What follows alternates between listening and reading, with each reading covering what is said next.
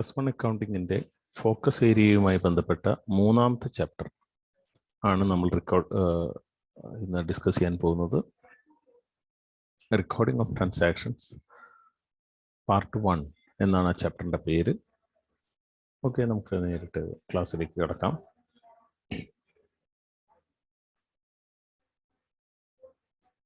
So welcome all of you.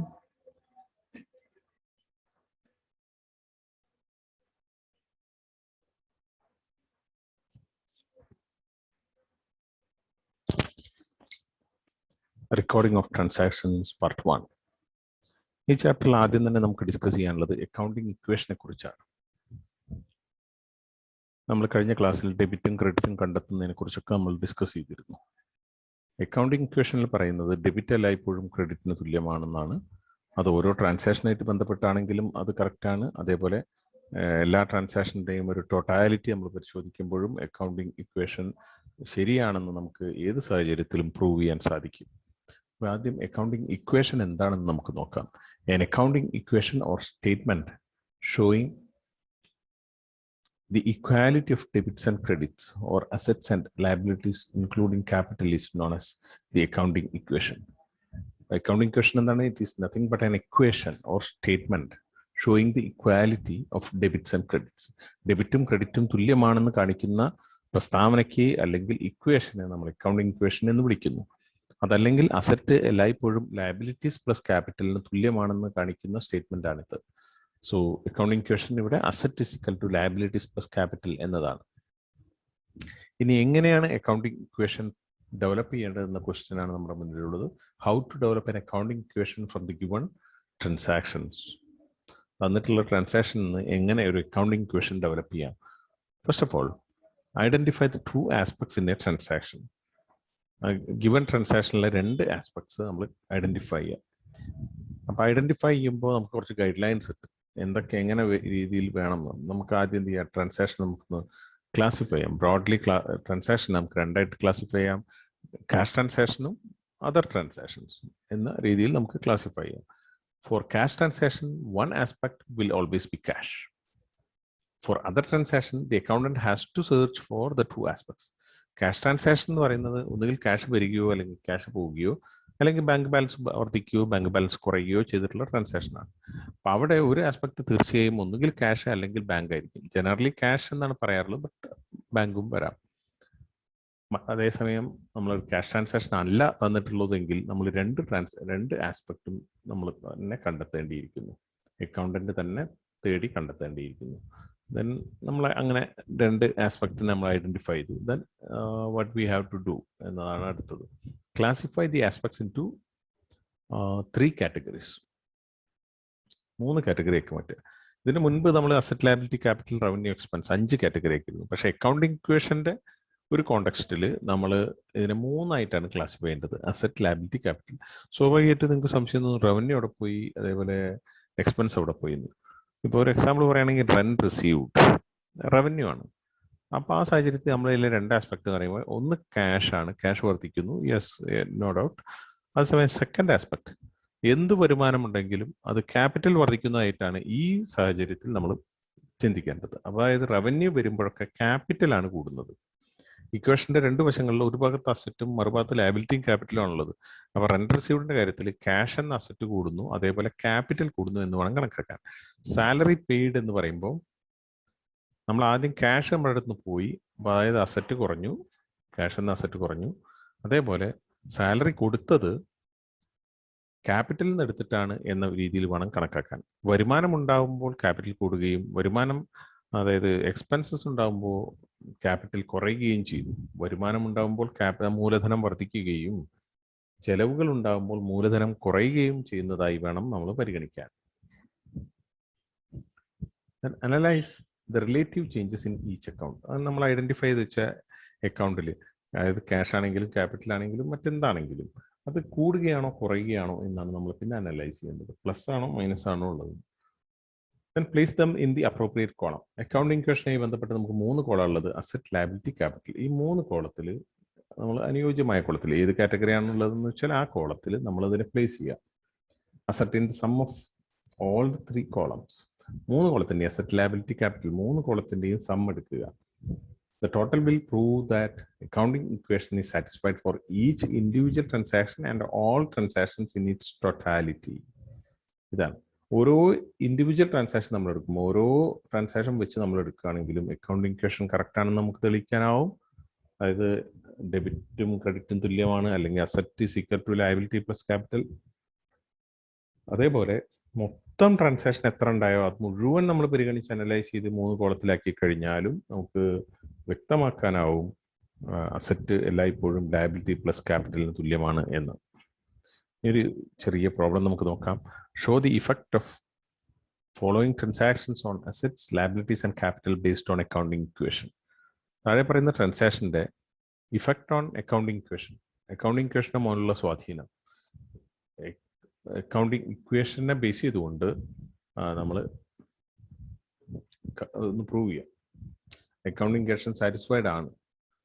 Asset liability ക്യാപിറ്റലിൻ്റെ മുകളിൽ താഴെ പറയുന്ന ട്രാൻസാക്ഷൻസിനുള്ള ഇഫക്റ്റ് അഥവാ സ്വാധീനം എന്താണെന്ന് നമ്മൾ നോക്കുന്നു. ആദ്യത്തേത് ഓരോന്നും 1 by 1 ആയിട്ട് നമ്മൾ നോക്കുകയാണ്. Started business with cash 1,50,000. നമ്മൾ ആലോചിച്ചു, ക്യാഷ് കൂടുന്നു, അതേപോലെ ക്യാപിറ്റലും കൂടുന്നു. ക്യാഷ് എന്ന് പറയുന്ന അസറ്റാണ്, ഇക്വേഷൻ്റെ ലെഫ്റ്റ് സൈഡിലാണ്. അതേസമയം ക്യാപിറ്റൽ റൈറ്റ് സൈഡിലാണ്. അതായത് ഇക്വേഷൻ്റെ രണ്ട് വശങ്ങളിലുമാണ്. അസറ്റിന് താഴെ നമ്മൾ ക്യാഷ് എന്നുള്ളൊരു കോളം വരയ്ക്കുന്നു. നമ്മൾ ഐഡന്റിഫൈ ചെയ്ത ഓരോ അക്കൗണ്ടിനും ഓരോ കോളം കൊടുക്കണം. ക്യാഷ് 1,50,000 പ്ലസ് ഇടണം എന്ന് നിർബന്ധമില്ല. അവിടെ നമുക്ക് അറിയാലോ, അവിടെ പ്ലസ് ഉണ്ട് എന്നുള്ളത് ഇംപ്ലൈഡ് ആണ്, പോസിറ്റീവ് നമ്പറാണ്. ക്യാപിറ്റൽ 1,50,000. നമ്മൾ ഈ ഇക്വേഷൻ രണ്ടും തുല്യമാണെന്ന് നമ്മൾ തെളിയിക്കുന്നു. അതായത് രണ്ട് വശവും തുല്യമാണെന്ന്. 1,50,000 ഈക്വൽ ടു 1,50,000. അടുത്ത നമുക്ക് റെന്റ് റിസീവ്ഡ്. തീർച്ചയായിട്ടും ക്യാഷ് ട്രാൻസാക്ഷൻ ആണ്. ക്യാഷ് നമുക്ക് കിട്ടി. ക്യാഷിന്റെ കോളം 5,000, അതായത് പ്ലസ് 5,000, 5,000 രൂപ കിട്ടി. പിന്നെ നമുക്ക് റവന്യൂവിന്റെ കോളം ഇല്ലാത്തതുകൊണ്ട് എല്ലാ വരുമാനവും ക്യാപിറ്റലിനെ വർദ്ധിക്കുന്നു എന്ന രീതിയിൽ വർദ്ധിപ്പിക്കുന്നു എന്ന് കണക്കാക്കുക. അങ്ങനെ ക്യാപിറ്റലിന്റെ കോളത്തിൽ പ്ലസ് 5,000. അക്കൗണ്ടിങ് ഇക്വേഷൻ നമ്മൾ നോക്കുന്നു. 5,000 ഈസ് ഈക്വൽ ടു 5,000 തന്നെയാണ്. 1,55,000 ഈസ് ഈക്വൽ ടു 1,50,000. അതിന്റെ ടോട്ടൽ എടുക്കാം. അടുത്ത നമുക്ക് purchased goods on credit from Rama for 2,000 rupees. 2,000 രൂപയ്ക്ക് സാധനങ്ങൾ വാങ്ങി. സ്റ്റോക്കാണ് നമുക്ക് കിട്ടുന്നത്, അസറ്റാണ്. അസറ്റ് വർദ്ധിക്കുന്നു 2,000. ദെൻ നമ്മൾ കടത്തിനാണ് വാങ്ങിയത്. ലയബിലിറ്റി സൈഡിൽ അതും വർദ്ധിക്കുന്നു 2,000. 2,000 ഈസ് ഈക്വൽ ടു 2,000. ആ ഇൻഡിവിജ്വൽ ട്രാൻസാക്ഷൻ ശരിയാണ്, ഈക്വൽ ആണ്. അതേപോലെ നമുക്കറിയാം 1,55,000 plus 2,000 is equal to 1,55,000 plus 2,000. അടുത്തത് paid cash for household expenses. Household എക്സ്പെൻസസിന് വേണ്ടി 4,000 രൂപ നമ്മൾ മുടക്കി.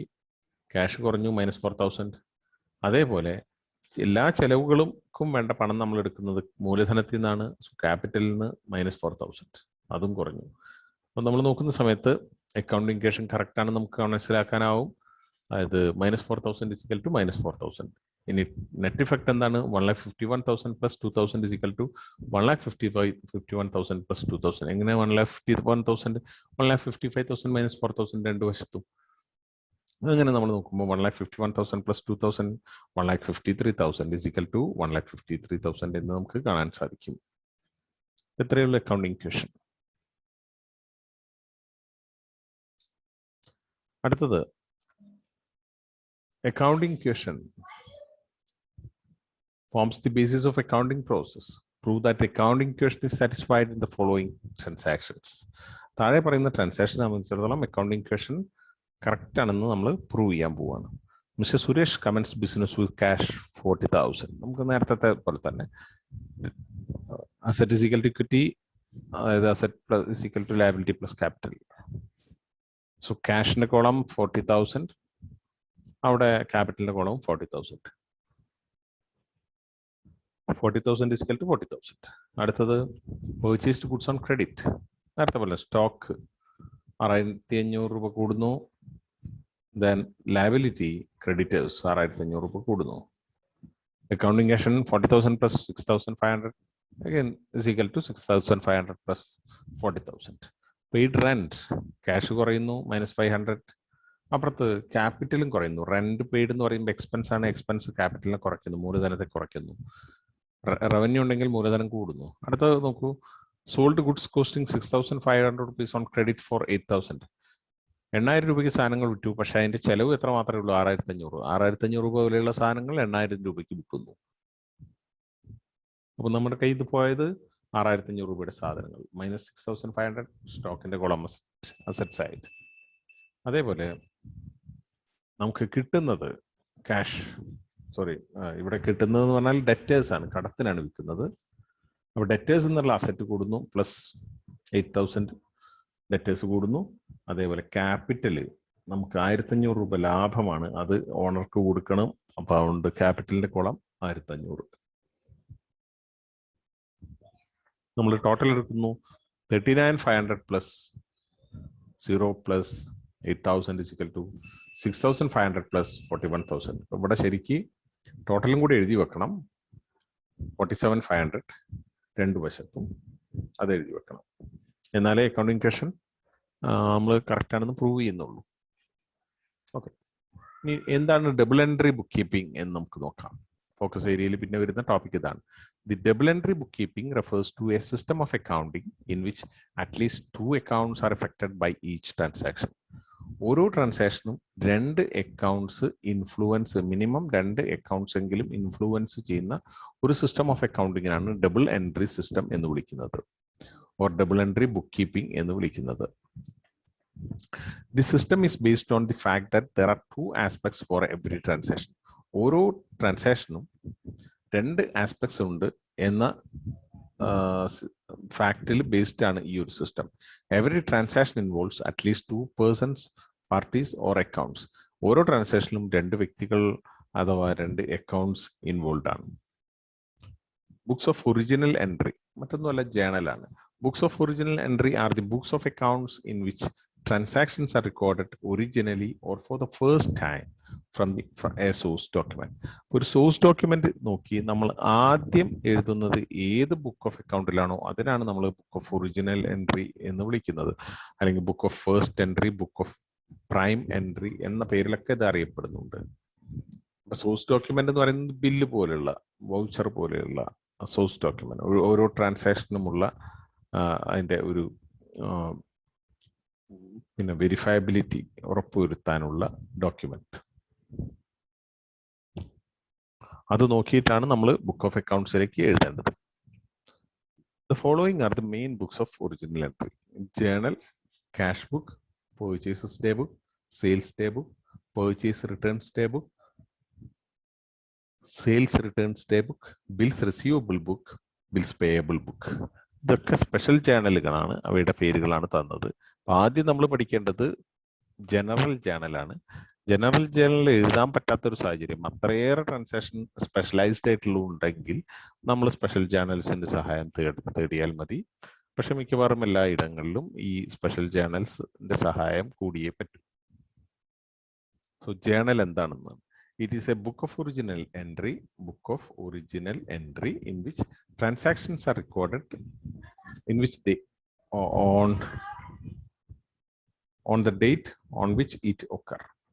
ഈ രീതിയിൽ വേണം വായിക്കാൻ. അവിടെ രീതിയിൽ ചെറിയൊരു മിസ്റ്റേക്ക് ഉണ്ട്. It is a book of original entry in which transactions are recorded in the order of their occurrence എന്നാണ്, or in the chronological order എന്ന രീതിയിൽ മനസ്സിലാക്കണം. അവിടെ ചെറിയൊരു മിസ്റ്റേക്ക് ഉണ്ട്. It is defined as a book containing a chronological record of transactions originally entered under double entry system. അതായത് ഓരോ ട്രാൻസാക്ഷനും അത് സംഭവിക്കുന്ന മുറയ്ക്ക്, 1-ാം തീയതി സംഭവിക്കുന്ന 1-ാം തീയതി, 2-ാം തീയതി ഉള്ളത് 2-ാം തീയതി, 2-ാം തീയതി 10 മണിക്കുള്ളത് ആദ്യം, 2-ാം തീയതി 10:15 അതിനുശേഷം, ആ രീതിയിൽ സമയത്തിന്റെ ക്രമത്തിൽ ഉള്ള രേഖയാണ് യഥാർത്ഥത്തിൽ ജേണൽ എന്ന് പറയുന്നത്. Book of first entry, book of original entry, chronological record എന്ന പേരിലൊക്കെ അത് അറിയപ്പെടാറുണ്ട്. In a concern where other special journals are also kept, the journal is called as journal proper or general journal. അതായത് special journals ആവശ്യമുള്ള സ്ഥലങ്ങളിൽ ഇതിനെ പൊതുവെ വിളിക്കാറുള്ളത് journal proper അഥവാ general journal എന്നാണ് വിളിക്കാറുള്ളത്. അതായത് ജേണലിനെ സബ് ഡിവൈഡ് ചെയ്ത് പല സ്പെഷ്യൽ ജേണൽ ആക്കി ഉപയോഗിക്കുന്നിടത്ത് ജേണൽ എന്ന പേരിലുള്ള ഒരു സെപ്പറേറ്റ് ബുക്ക് ഉണ്ടാവും. സ്പെഷ്യൽ ജേണലിനൊപ്പം തന്നെ അല്ലെങ്കിൽ ഒരു സ്പെഷ്യൽ ജേണലായി ജേണലും ഉണ്ടാവും. Purchase day book, sales day book, purchase return, sales return, bill receivable, bills payable, ഇതിൻ്റെയൊക്കെ കൂടെ ക്യാഷ് ബുക്ക് തുടങ്ങിയവയ്ക്കൊക്കെ കൂടെ ജേണൽ തന്നെ ഉണ്ടാവും. പക്ഷെ അവിടെ നമ്മൾ ജേണലിനെ വിളിക്കാറുള്ളത് ജേണൽ പ്രോപ്പർ അഥവാ ജനറൽ ജേണൽ എന്നാണ്. മറ്റൊരു സ്പെഷ്യൽ ജേണലും രേഖപ്പെടുത്താൻ പറ്റാത്ത ട്രാൻസാക്ഷനാണ് ജനറൽ ജേണലിൽ എഴുതാറുള്ളത്. ആ ഒരു സിറ്റുവേഷനിൽ the transactions are recorded in the journal. The transactions recorded or entered in the journal are called journal entries. എന്താ ജേണൽ എൻട്രി എന്ന് വെച്ചാൽ ജേണലിൽ രേഖപ്പെടുത്തപ്പെട്ടിട്ടുള്ള ട്രാൻസാക്ഷനെയാണ് നമ്മൾ ജേണൽ എൻട്രീസ് എന്ന് വിളിക്കുന്നത്. ഇതാണ് ജേണലിന്റെ ഫോമാറ്റ്. നിങ്ങളൊക്കെ പൊതുവെ പരിചയപ്പെട്ടാണ്. Date, particulars, LF, ledger folio എന്നാണ് പേര്. Amount debit, amount credit. ഇനി ഒരു എക്സാമ്പിൾ ആണ്. സാജന്റെ ബുക്കിൽ നിന്ന് എടുത്തിട്ടുള്ള കുറച്ച് ട്രാൻസാക്ഷൻസ് ആണ്. 25th August 2008 started business with cash 5 lakh. Sorry, 50,000. ഈ 50,000 രൂപ വെച്ച് പിന്നെ ബിസിനസ് തുടങ്ങി. നമ്മൾ എങ്ങനെയാണ് ജേണലൈസ് ചെയ്ത് നോക്കുക. ഇതാണ് ക്യാഷ് അക്കൗണ്ട്, ഡെറ്റർ, ക്യാപിറ്റൽ. രണ്ട് അക്കൗണ്ടാണ് ഇൻവോൾവ് ചെയ്തിട്ടുള്ളത്, ക്യാഷ് അക്കൗണ്ടും ക്യാപിറ്റൽ അക്കൗണ്ടും. ക്യാഷ് അസറ്റ് ആണ്, comes into the business, so asset increase, so cash is debit. Similarly capital liability അഥവാ ക്യാപിറ്റൽ എന്ന കാറ്റഗറി തന്നെയാണ് അത് ഉൾപ്പെടുന്നത്. Has to be paid back, it's a liability. Then liability increases, so capital is credited. ക്യാപിറ്റലിനെ നമ്മൾ ക്രെഡിറ്റും ചെയ്യുന്നു. So അത് എഴുതി നോക്കൂ. ഡേറ്റിന് കോളം, പെർട്ടിക്കുലേഴ്സിന് column, LF debit amount, credit amount. Cash account debtor to capital account. Started business എന്നാണ് നരേഷൻ നമ്മൾ എഴുതേണ്ടത്. അതുപോലെ മറ്റ് ട്രാൻസാക്ഷൻ, അതായത് ഇതിൽ ഒന്നാമത്തെ വീണ്ടും ആവർത്തിച്ചിട്ടുണ്ട്. അടുത്തത് cash paid into bank ആണെങ്കിൽ bank account debtor to cash account. Purchased goods ആണെങ്കിൽ purchase account debtor to cash account. Sold goods ആണെങ്കിൽ cash account debtor to sales account. നമ്മൾ അടുത്തതിലേക്ക് ഇറക്കും. സെക്കൻഡറി ബുക്ക് ഓഫ് എൻട്രി അഥവാ ledger. അതിന്റെ format ആണ് താഴെ തന്നിട്ടുള്ളത്. ഡേറ്റ്, പെർട്ടിക്കുലേഴ്സ്, LF അല്ല JF, journal folio. Amount, date, particulars, JF amount. മുകളിൽ ഡെബിറ്റ്, ക്രെഡിറ്റ് എന്ന് വളരെ ചെറിയ രീതിയിൽ എഴുതിയിട്ടുള്ളത് നിങ്ങൾക്ക് കാണാൻ സാധിക്കും. ഇവിടെ നിങ്ങൾക്ക് ഡെബിറ്റും ക്രെഡിറ്റും കാണാൻ സാധിക്കും. ലെഡ്ജർ നോക്കൂ. Ledger is the principal book of accounting system. It's a collection of all accounts in the journal. ജേണലിലെ എല്ലാ അക്കൗണ്ട്സിന്റെയും കളക്ഷനാണ്, കൂട്ടത്തിനെയാണ് നമ്മൾ ലെഡ്ജർ എന്ന് വിളിക്കുന്നത്. അക്കൗണ്ടിംഗ് സംവിധാനത്തിൽ, അക്കൗണ്ടിംഗ് സിസ്റ്റത്തിലെ principal or main or chief book of account ആയിട്ടാണ് ഇതിനെ കണക്കാക്കുന്നത്. It is an analytical record. മറ്റേത് ക്രോണോളജിക്കൽ റെക്കോർഡാണ് ജേണൽ. ഇത് അനലിറ്റിക്കൽ റെക്കോർഡ്. അനലൈസ് ചെയ്യുകയാണ് ചെയ്യുന്നത് ട്രാൻസാക്ഷനെ. It is considered as the book of secondary entry. മറ്റേത് book of first entry or primary entry journal. ഈ പോസ്റ്റിംഗ് എങ്ങനെയാണെന്ന് നമ്മൾ ഒന്നാമത്തെ ട്രാൻസാക്ഷൻ നോക്കൂ. Cash account debtor to capital account. ഇവിടെ നമ്മൾ രണ്ട് അക്കൗണ്ട് വരയ്ക്കണം. ആദ്യം ക്യാഷ് അക്കൗണ്ടും ദെൻ ക്യാപിറ്റൽ അക്കൗണ്ടും. ഈ ക്യാഷ് അക്കൗണ്ട് വരച്ചാൽ എങ്ങനെയാണ് ചെയ്യേണ്ടത്? ആദ്യം ഡേറ്റിന്റെ കോളം നോക്കുക, അവിടെ എഴുതുക. പെർട്ടിക്കുലേഴ്സിന്റെ കോളത്തിൽ വീണ്ടും ക്യാഷ് എന്ന് എഴുതരുത്. ക്യാഷ് അക്കൗണ്ടിൽ ഏറ്റവും മുകളിൽ തലക്കെട്ടായിട്ട് അതിന്റെ അക്കൗണ്ടിന്റെ നെയിം ആയിട്ട് മാത്രമേ ക്യാഷ് അക്കൗണ്ട് എന്ന് എഴുതാവൂ. വീണ്ടും അത് ആവർത്തിക്കരുത്. ക്യാപിറ്റലിന് എഴുതുക, എന്നെ എമൗണ്ട് കോളത്തിലേക്ക് എഴുതുക. ഡേറ്റ് എഴുതാനും പിന്നെ ഓപ്പോസിറ്റ് അക്കൗണ്ടിന്റെ പേര് എഴുതാനും എമൗണ്ട് കോളം എഴുതാനും ഉള്ള കോളംസ് ശ്രദ്ധിക്കുക. ഇനി നമുക്ക് ഇതാണ് ക്യാഷ് അക്കൗണ്ട്. നേരത്തെ കാണിച്ച അതേ അക്കൗണ്ടാണ് ക്യാഷ് അക്കൗണ്ട്. ഇനി നമ്മൾ ക്യാപിറ്റൽ അക്കൗണ്ട് വരയ്ക്കുമ്പോൾ ക്യാപിറ്റൽ അക്കൗണ്ട് എന്ന് പറയുന്നത് ക്രെഡിറ്റ് അക്കൗണ്ട് ആണ്. അതുകൊണ്ട് തന്നെ അതിന്റെ ക്രെഡിറ്റ് സൈഡിലാണ് എഴുതേണ്ടത്. അതേസമയം ക്യാഷ് അക്കൗണ്ട് എന്ന് പറയുന്നത് ഡെബിറ്റ് അക്കൗണ്ട് ആണ്. അതുകൊണ്ട് ഡെബിറ്റ് സൈഡിൽ എഴുതുന്നു.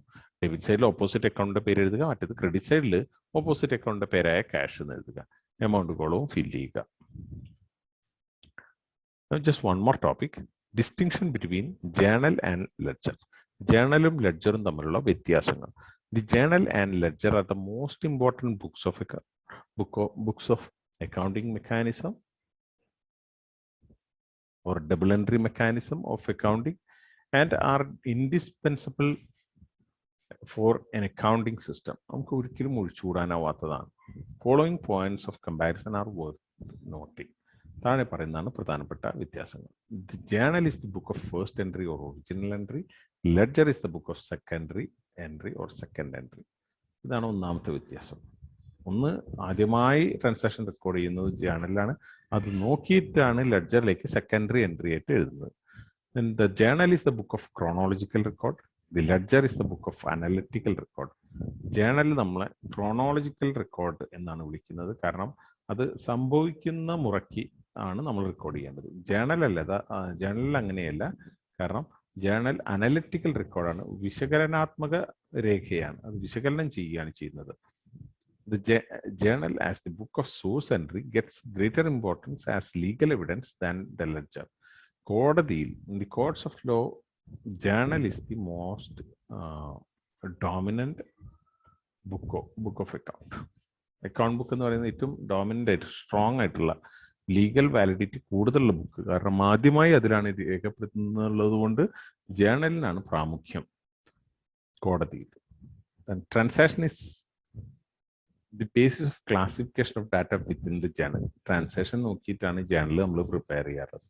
Account is the basis of classification of data within the ledger. അക്കൗണ്ടിനാണ് പ്രാമുഖ്യം എന്തിൽ? ലെഡ്ജറിൽ. Account is the basis. Material transaction is the basis. Then process of recording in the journal is called journalizing. The process of recording in the ledger is known as posting. മറ്റൊരു വ്യത്യാസം, journalising, posting. Journal നോക്കി ലെഡ്ജറിലേക്ക് എഴുതുന്നതിന് നമ്മൾ posting എന്നാണ് വിളിക്കുക. അതേസമയം transaction നോക്കി, ട്രാൻസാക്ഷനുമായി ബന്ധപ്പെട്ട സോഴ്സ് ഡോക്യുമെന്റ് നോക്കി ജേണൽ പ്രിപ്പയർ ചെയ്യുമ്പോൾ നമ്മൾ അതിനെ ജേണലൈസിങ് എന്നാണ് ആ പ്രക്രിയയെ നമ്മൾ വിളിക്കുന്നത്. പ്രധാനമായും ഈ കാര്യങ്ങളാണ് നമുക്ക് ഡിസ്കസ് ചെയ്യാനുള്ളത്. Okay, then thank you all. തൽക്കാലത്തെ ക്ലാസ്സുകൾ നമുക്ക് കഴിഞ്ഞു. നമുക്ക് അടുത്ത ക്ലാസ്സിൽ കാണാം.